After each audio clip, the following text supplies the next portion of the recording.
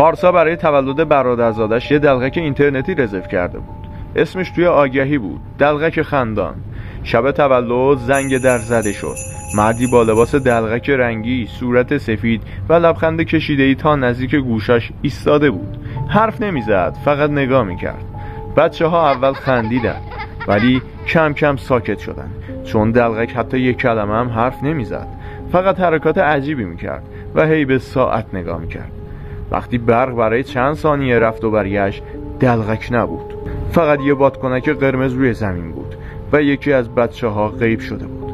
پارسا با اضطراب خواست با شرکت تماس بگیره، ولی اپراتور گفت ما 3 ساله که دیگه دلغک نمیفرستیم، مخصوصا اون یکی. کدوم یکی؟ همونی که آخرین بار اومد و از تولدش دیگه هیچ کس بد نگشت. پشت سر پارسا صدای پچ پچی اومد. تولد تو